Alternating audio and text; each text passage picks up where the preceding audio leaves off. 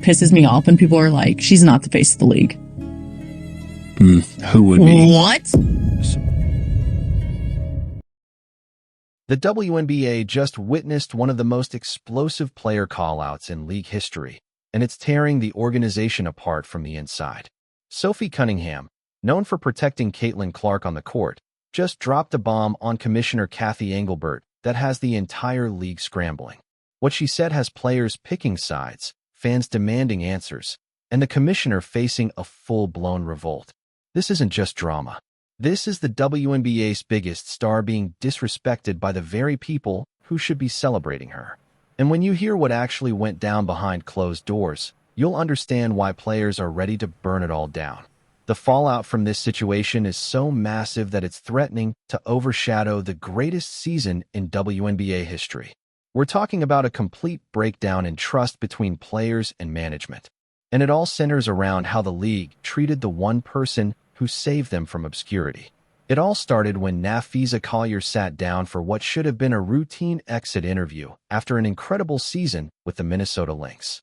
Collier had just finished leading her team deep into the playoffs, putting up career numbers and establishing herself as one of the league's premier players. Instead of the usual thank yous and reflections on the season, Collier came prepared with receipts that would shake the foundation of the league to its core. She claimed that Commissioner Engelbert told her something during a private conversation that would make your blood boil, that Caitlin Clark should be grateful for the WNBA platform.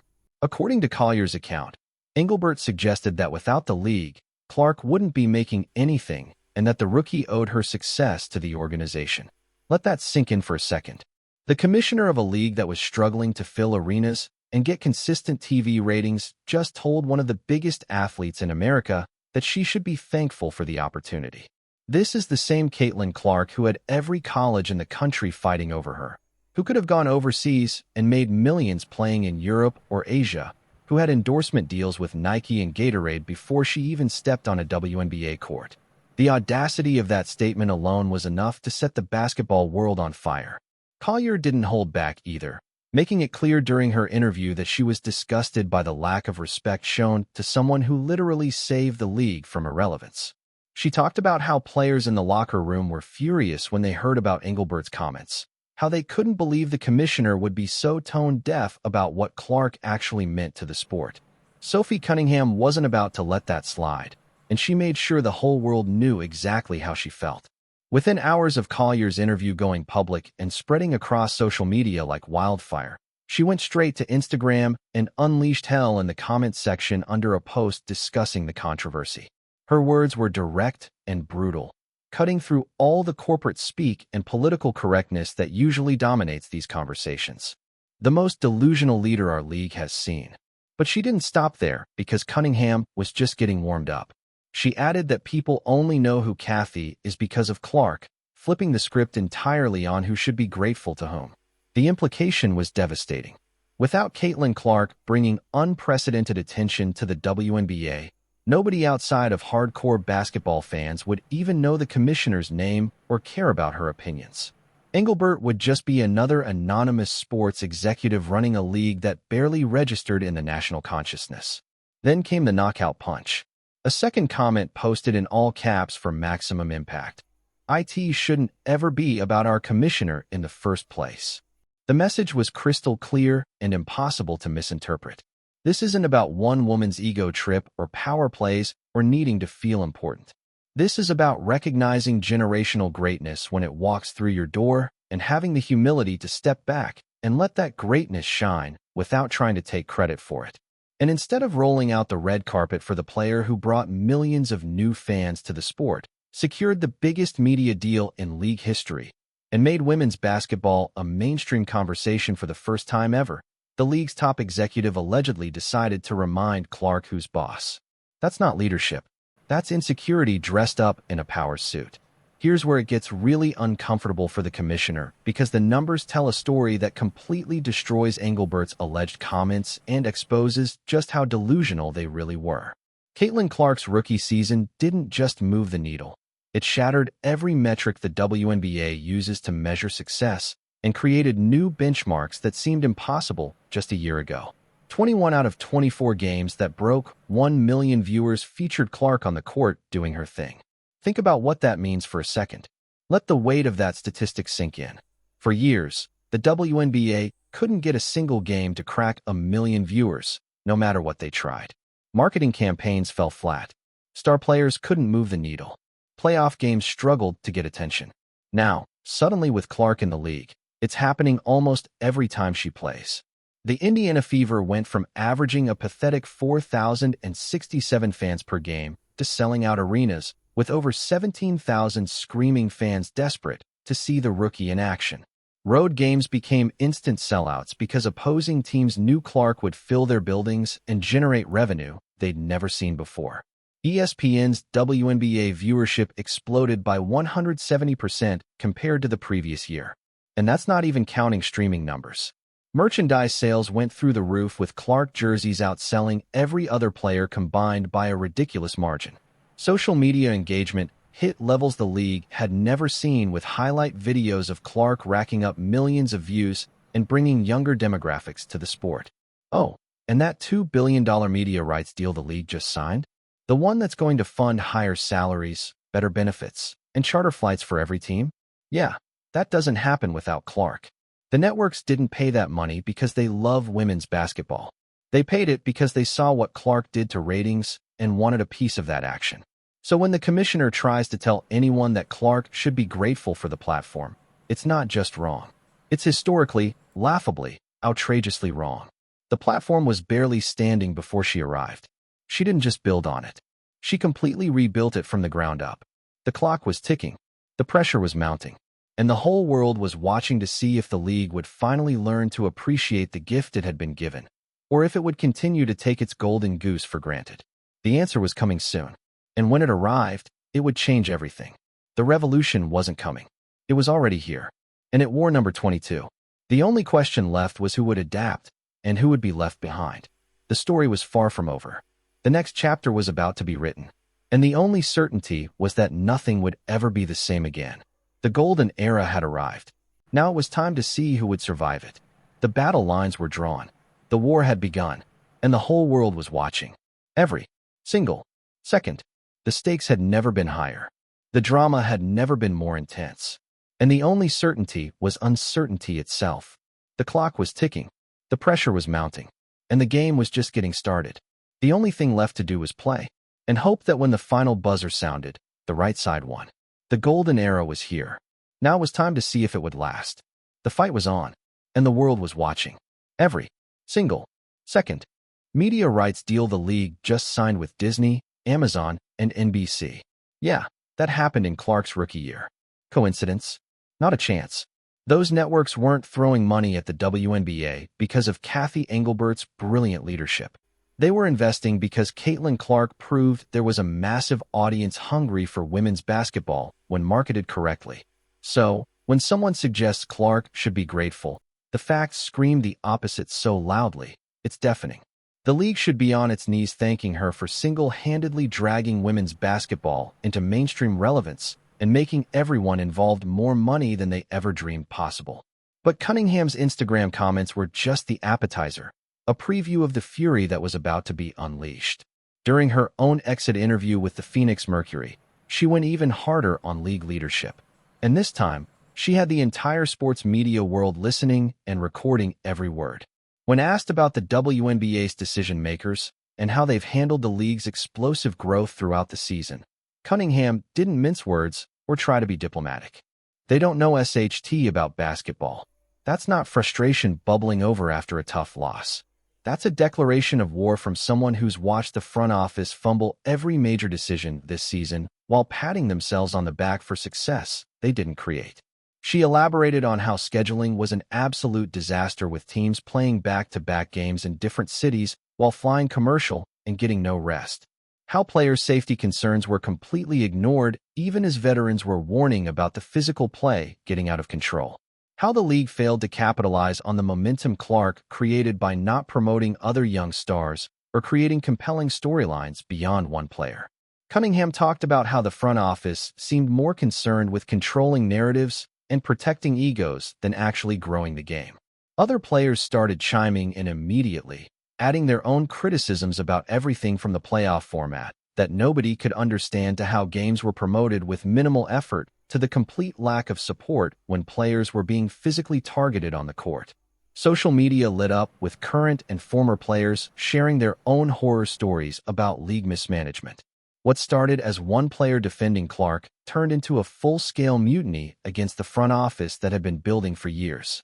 Players are tired of being told what to think, how to act, and who to appreciate, while the people making those demands can't even get the basics right. They're watching the biggest star their league has ever seen get talked down to by someone who should be writing her thank you notes every single day, and they're not having it anymore. The dam broke and years of pent-up frustration came flooding out all at once. Sophie Cunningham earned her reputation as Clark's enforcer the hard way, and it's a role she embraced with zero apologies or second thoughts. When things got physical during games, and they got physical a lot because veterans were testing the rookie constantly, Cunningham was the first one throwing herself into the chaos to protect Clark. She made it her personal mission to ensure nobody took cheap shots at the Fever Star without consequences. Opposing players quickly learned that if they wanted to cheap shot Clark, bump her off screens, or get physical in ways the refs weren't calling, they'd have to deal with Cunningham first. And Cunningham wasn't backing down from anyone. The Connecticut Sun brawl that went viral and racked up millions of views showed exactly who she was. A teammate willing to catch a technical foul, risk a suspension, and become the villain to send a message that Clark wasn't going to be bullied or pushed around. Dejounte Carrington had been getting physical with Clark all game. And when she crossed the line one too many times, Cunningham stepped in and chaos erupted. After that incident, Cunningham gained over 700,000 new followers in just days as clips of the confrontation spread across every social media platform. Fans loved her loyalty and fearlessness. The fact that she was willing to sacrifice her own reputation to protect her teammate. They started calling her Clark's bodyguard, her enforcer, her protector. Highlight videos of Cunningham stepping in to defend Clark racked up millions of views with compilation videos titled things like Sophie Cunningham being Caitlin Clark's bodyguard for 10 minutes straight. But not everyone was thrilled with her aggressive approach to protecting the rookie. A petition actually circulated demanding the WNBA ban Cunningham from the league for being too physical, starting fights, and ruining the image of women's basketball. It got 185 signatures, which tells you how polarizing her protective nature became among certain segments of the fan base. Some thought she was a hero standing up for her teammate. Others thought she was a thug, bringing negative attention to the sport. She didn't care about being liked by everyone or maintaining some squeaky, clean image that would get her endorsement deals.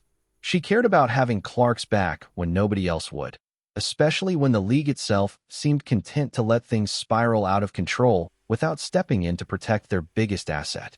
Now, here's where things get interesting and show just how real this situation is, how it's not just social media drama that will blow over. Cunningham appeared on a podcast after the social media explosion and admitted she might have been too harsh with her words about the commissioner. She acknowledged that she probably shouldn't have cussed out league leadership so publicly, especially on Instagram, where everything lives forever and can be screenshot and shared endlessly. She talked about how her agent called her freaking out, how league officials reached out expressing their disappointment, how she understood that there are professional ways to handle disputes. But, and this is crucial, she refused to back down on the actual message behind her comments. Cunningham made it crystal clear that she stands by everything she said about the commissioner's disrespect toward Clark. She doubled down on the idea that the league needs to recognize who actually built this moment. She didn't apologize for defending her teammate. She didn't pretend she was wrong about the lack of leadership. She simply acknowledged that maybe she could have said it differently. That distinction matters because it shows she's not just a loose cannon looking for attention. She's a player who's fed up with the way the league treats its biggest star and is willing to take the heat for speaking the truth. The clock was ticking, the pressure was mounting, and the whole world was watching to see if the commissioner would finally get the message or if the rebellion would continue to grow. The answer was coming soon, and when it arrived, it would change everything. The revolution wasn't coming. It was already here, and it wore number 22. The only question left was who would adapt and who would be left behind. The story was far from over. The next chapter was about to be written, and the only certainty was that nothing would ever be the same again. The golden era had arrived. Now it was time to see who would survive it. The battle lines were drawn. The war had begun, and the whole world was watching. Every single second. The stakes had never been higher. The drama had never been more intense. And the only certainty was uncertainty itself. The clock was ticking. The pressure was mounting. And the game was just getting started. The only thing left to do was play, and hope that when the final buzzer sounded, the right side won. The golden era was here. Now it was time to see if it would last. The fight was on, and the world was watching. Every single second. Doubled down on everything she said about the commissioner's leadership failures and the league's terrible treatment of Clark throughout the season. She wasn't apologizing for speaking truth or for standing up for what she believed was right. She was just saying maybe she should have been more professional about it, used different language, gone through proper channels. Then she revealed something that shocked a lot of people and showed just how deep this rift goes.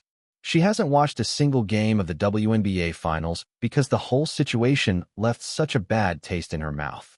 The toxicity around how the league handled its biggest moment, the way they seemed more interested in controlling the narrative and protecting the commissioner's ego than celebrating their success, and the players who made it possible, was too much for her to stomach.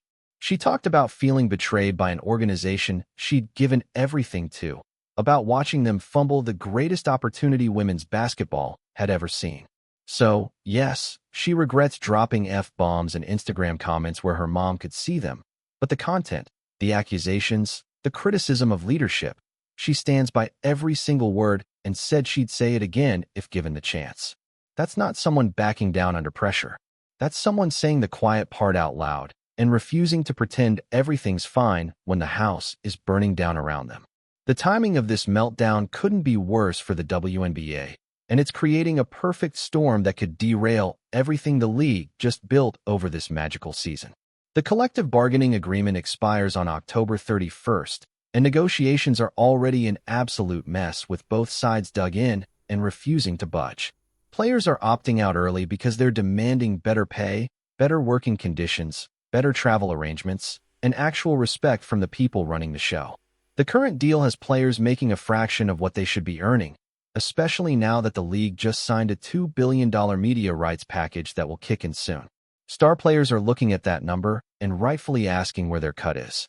Why they're still flying commercial while NBA players have chartered flights.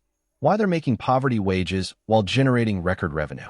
Reports are swirling that Commissioner Engelbert is likely to step down after the CBA talks conclude, which tells you everything you need to know about how badly she's lost the locker room and the confidence of team owners.